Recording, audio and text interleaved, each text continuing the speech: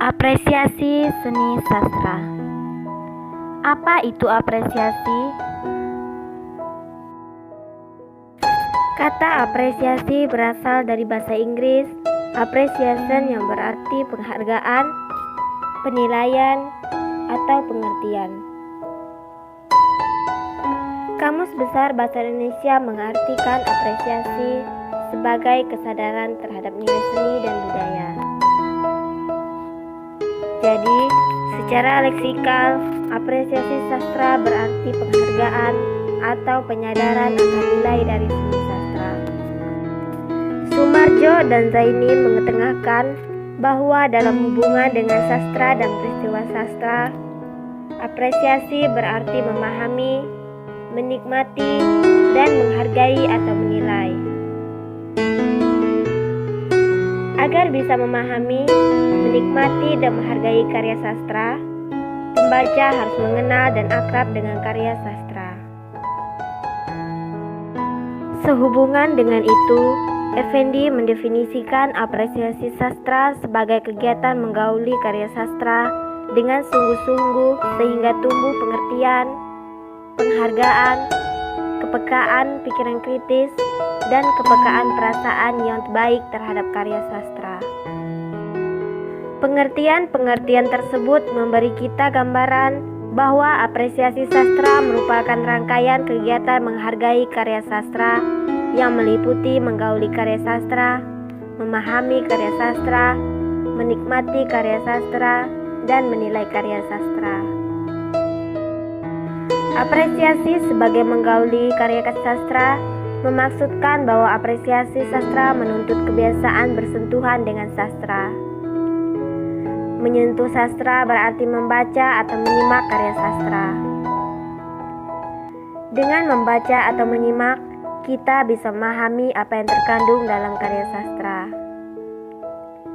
Dengan memahami bentuk dan isi karya sastra, kita bisa menikmati dan menilai sebuah karya sastra.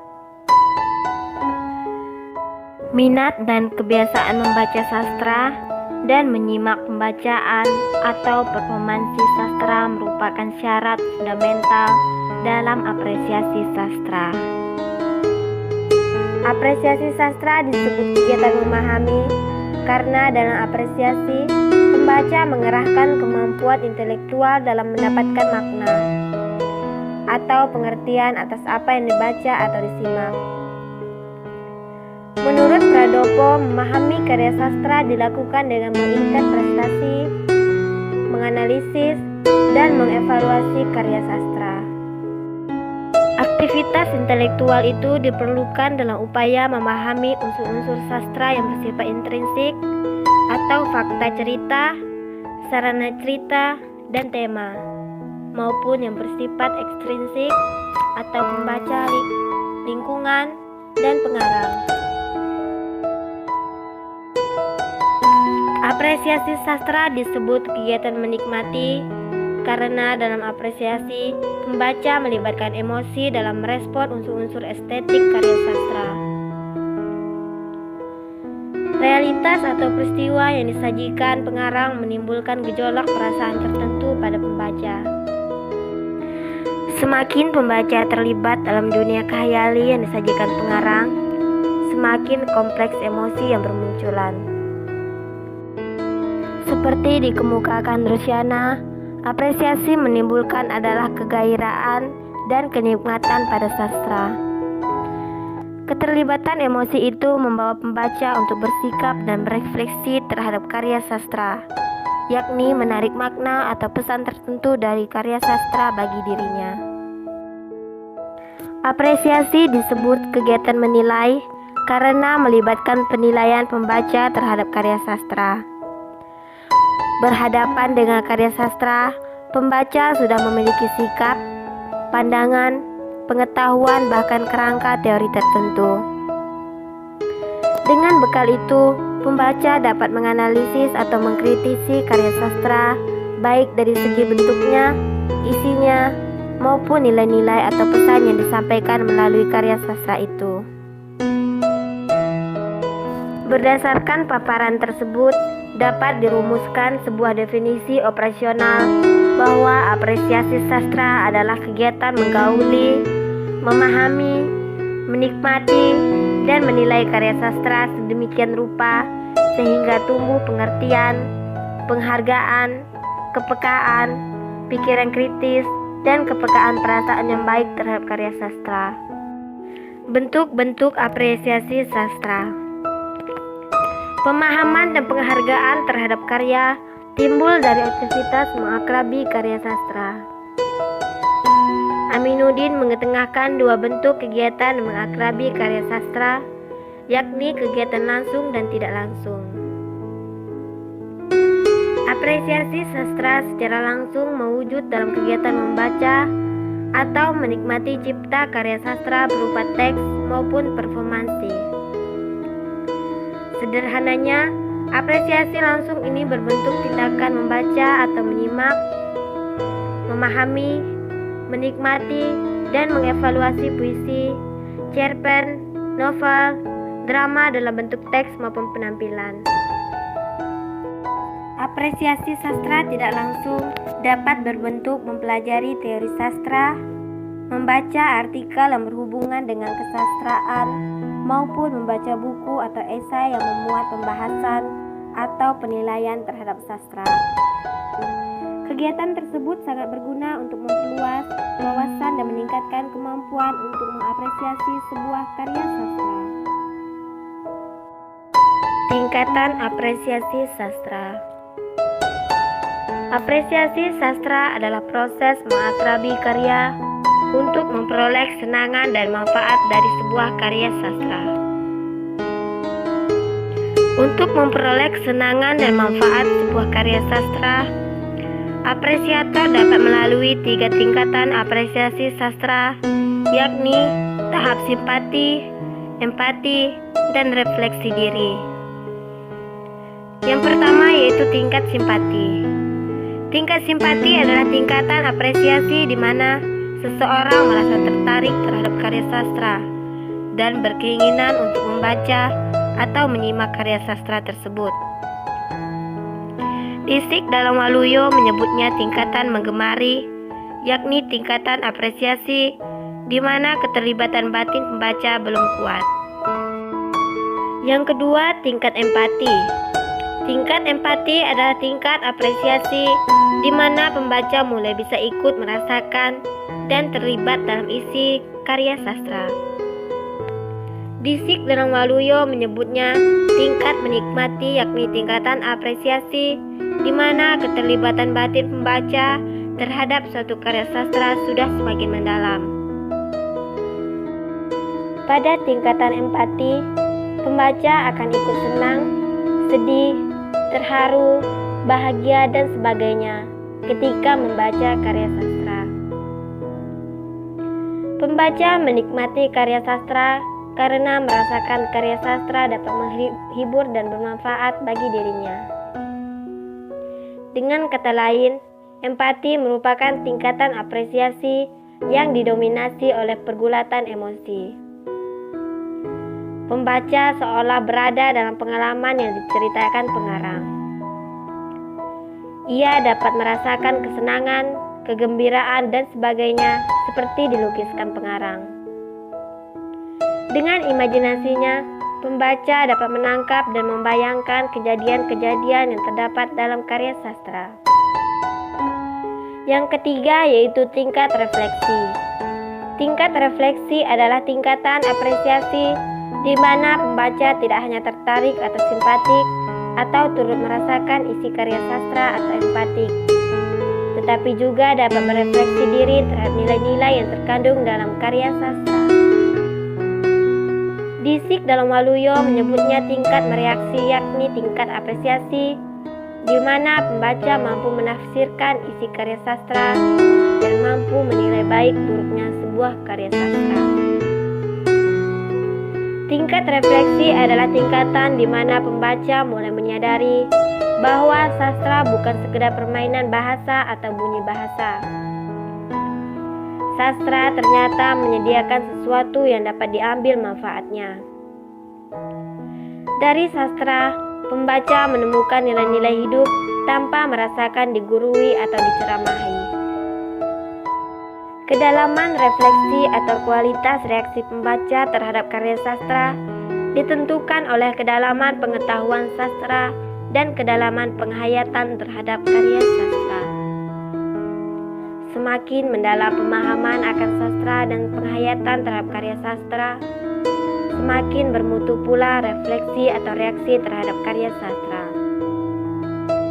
Dalam tahap refleksi ini, kemampuan intelektual pembaca bekerja lebih giat karena pembaca tidak hanya puas memperoleh kenikmatan dan menemukan pengalaman, tetapi juga ia ingin tahu mengapa karya tersebut memberinya kenikmatan.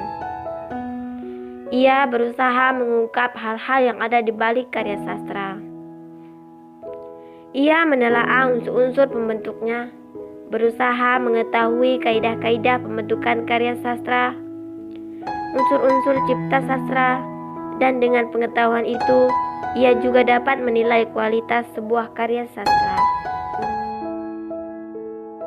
Pendekatan apresiasi sastra. Pendekatan apresiasi sastra memaksudkan prinsip-prinsip dasar atau kerangka atau landasan teori yang digunakan dalam proses mengapresiasi karya sastra.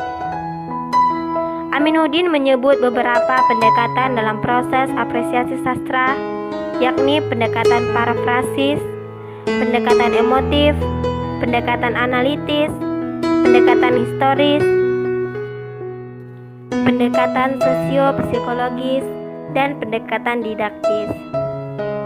Namun di sini kita hanya akan membahas 3 pendekatan yang akan digunakan dalam praktik apresiasi sastra. Yang pertama, pendekatan parafrasis. Pendekatan parafrasis adalah pendekatan apresiasi dengan cara mengungkapkan kembali gagasan yang disampaikan dengan kata-kata atau kalimat yang digunakan pengarangnya. Tujuannya adalah untuk menyederhanakan pemakaian kata atau kalimat seorang pengarang sehingga pembaca lebih mudah memahami kandungan makna yang terdapat dalam sebuah karya sastra. Pendekatan ini berlandas pada pandangan yakni, yang pertama, gagasan yang sama dapat disampaikan lewat bentuk yang berbeda. Yang kedua, simbol-simbol yang bersifat konotatif dalam sebuah karya sastra dapat diganti dengan lambang atau bentuk lain yang tidak mengandung ketaksaan makna. Yang ketiga, kalimat-kalimat atau baris dalam satu cipta karya sastra mengalami pelepasan atau dikembalikan kepada bentuk aslinya. Yang keempat, pengubahan suatu cipta sastra yang semula simbolik dan eliptis menjadi suatu bentuk kebahasaan yang tidak konotatif akan mempermudah pembaca memahami kandungan makna dalam suatu bacaan. Yang kelima, pengungkapan kembali suatu gagasan yang sama dengan menggunakan media atau bentuk yang tidak sama oleh seorang pembaca akan mempertajam pemahaman gagasan yang diperoleh pembaca itu sendiri. Yang kedua, pendekatan emotif. Pendekatan emotif adalah pendekatan yang berusaha menemukan unsur-unsur yang mengajuk emosi dan perasaan pembaca. Pendekatan ini didasarkan pada pandangan bahwa sastra adalah bagian dari seni yang memberikan hiburan, kesenangan, atau dapat dinikmati. Dengan menerapkan pendekatan ini, pembaca diharapkan dapat menemukan unsur-unsur keindahan maupun emosi-emosi yang terdapat dalam bentuk penyajian pengalaman dalam karya sastra. Dalam pelaksanaan pendekatan emotif, pembaca akan dihadapkan pada pertanyaan seperti, adakah unsur-unsur keindahan dalam karya sastra yang dibaca? Bagaimana cara pengarang menampilkan keindahan itu? Bagaimana pembaca dapat menemukan keindahan itu? Dan berapa banyak keindahan yang ditemukan? Yang ketiga yaitu pendekatan analitis. Pendekatan analitis adalah pendekatan apresiasi sastra dengan cara memahami gagasan, cara pengarang menampilkan gagasan, atau mengimajikan ide-idenya, sikap pengarang dalam menampilkan gagasan-gagasannya, elemen ekstrinsik dan mekanisme hubungan dari setiap elemen intrinsik itu sehingga mampu membangun adanya keselarasan dan kesatuan dalam rangka membangun totalitas bentuk maupun totalitas maknanya. Pendekatan analitis dalam apresiasi sastra didasari oleh pandangan bahwa yang pertama, karya sastra berbentuk atas elemen-elemen tertentu. Yang kedua, setiap elemen dalam karya sastra memiliki fungsi tertentu dan senantiasa memiliki hubungan antara yang satu dengan lainnya, meski karakteristik masing-masing berbeda. Yang ketiga, karena setiap elemen memiliki karakteristik, maka antara elemen yang satu dengan elemen yang lain dapat dibahas secara terpisah, meskipun pada akhirnya setiap elemen itu harus disikapi sebagai suatu kesatuan. Manfaat apresiasi sastra. Sastra adalah karya imajinatif yang dapat memberi hiburan, pengetahuan, dan nilai-nilai kehidupan. Karya sastra bisa dibaca sebagai penghantar tidur atau pengisi waktu luang. Sastra juga menyediakan kata-kata yang indah, nasihat atau ungkapan bijaksana yang dapat dibagikan di media sosial atau disampaikan kepada orang lain. Membaca sastra memperkaya kosakata dan menambah pengetahuan tentang sesuatu. Hasil bacaan sastra dapat menambah bahan pengajaran seorang guru di sekolah. Para ibu rumah tangga memanfaatkan sastra untuk bahan cerita anak-anak mereka. Seorang penceramah dapat menggunakan sastra sebagai selingan ceramahnya. Singkat kata, mengakrabi sastra banyak manfaatnya untuk manusia. Moody dan Leslie, seperti dikutip Wardani, mengemukakan 6 manfaat apresiasi sastra, yakni yang pertama, melatih keempat keterampilan berbahasa. Yang kedua, menambah pengetahuan tentang pengalaman hidup manusia, seperti adat istiadat, agama, kebudayaan, dan lain sebagainya. Yang ketiga, membantu mengembangkan pribadi. Yang keempat, membantu pembentukan watak. Yang kelima, memberikan kenyamanan. Dan yang keenam, meluaskan dimensi kehidupan pengalaman baru. Aminuddin dalam bukunya Pengantar Apresiasi Sastra mengetengahkan bahwa kegiatan apresiasi sastra memiliki setidaknya 5 manfaat bagi pembaca, yakni yang pertama, dapat dijadikan pengisi waktu luang. Yang kedua, pemberian atau pemerolehan hiburan. Yang ketiga, untuk mendapatkan informasi. Yang keempat, media pengembang dan memperkaya pandangan kehidupan.